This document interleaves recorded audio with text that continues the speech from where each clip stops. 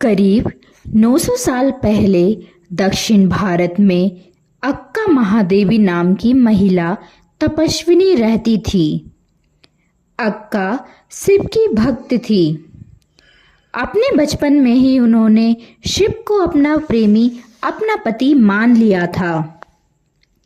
उनके लिए यह सिर्फ एक विश्वास नहीं था, बल्कि एक जीती जागती हकीकत थी। एक दिन राजा ने इस सुंदर स्त्री को देखा और तय कर लिया कि वह उसे अपनी पत्नी बनाएगा। अक्का ने मना कर दिया, लेकिन राजा अपनी जिद पर अड़ा था और उसने उनके माता पिता को धमकाया तो वे मान गई। अक्का ने उनसे शादी तो कर ली, लेकिन राजा को कभी अपने पास भटकने नहीं दिया। वह उनको लुभाने की कोशिश करता तो वे हमेशा यही कहती, शिव ही मेरे पति हैं। समय बीतने के साथ राजा का धैर्य जवाब देने लगा। वह पागल हो उठा और एक दिन जबरदस्ती पर उतर आया।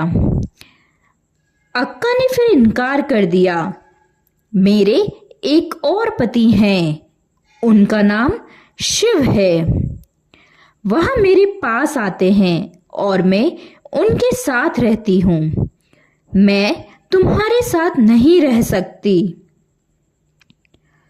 चूंकि उन्होंने एक और पति के होने का दावा किया था, अतः उन पर मुकदमा चलाने और सजा सुनाने के लिए दरबार में लाया गया। अक्का ने सबकी मौजूदगी में कहा, मेरे लिए रानी बनने की कोई मायने नहीं है। मैं यहां से चली जाऊंगी। जब राजा ने देखा कि वे बड़ी आसानी से हर चीज छोड़कर जा रही है, तो उसने अपनी प्रतिष्ठा बचाने के लिए अंतिम प्रयास में कहा, तुमने जो कुछ भी पहना है, ये गहने, ये कपड़े सब मेरे हैं। इन सबको यहीं छोड़ दो और चली जाओ।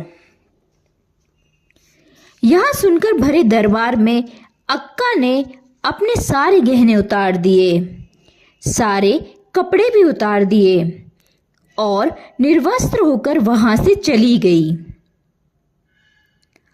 उस दिन के बाद से उन्होंने कपड़े पहनने से इनकार कर दिया।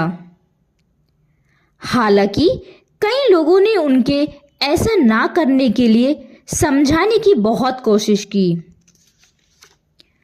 उस समय भारत की गलियों में किसी युवती का निर्वस्त्र घूमना, वह भी उनके जैसी सुंदर युवती का, बिल्कुल अविश्वसनीय था।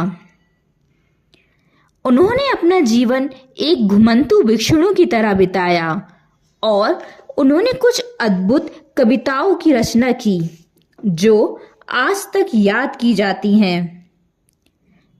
एक कविता में वे कहती हैं, लोग, स्त्री और पुरुष शर्माते हैं जब उनकी लज्जा ढकने वाला कपड़ा गिर जाता है।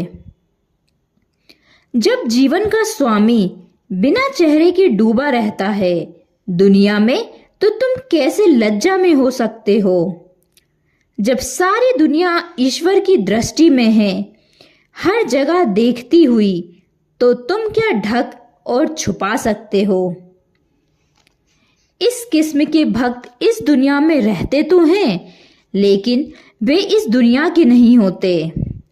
जिस शक्ति और गरिमा के साथ अक्का देवी ने उन्होंने अपना जीवन जिया, उसने उनको हमेशा के लिए मानवता के लिए प्रेरणा का स्रोत बना दिया। अक्का अब भी भारतीय सामूहिक चेतना में एक जीती जागती उपस्थिति बनी हुई हैं। उनकी लिखी कविताएं आज तक दक्षिण भारतीय साहित्य की सबसे मूल्यवान रचनाओं में शामिल है।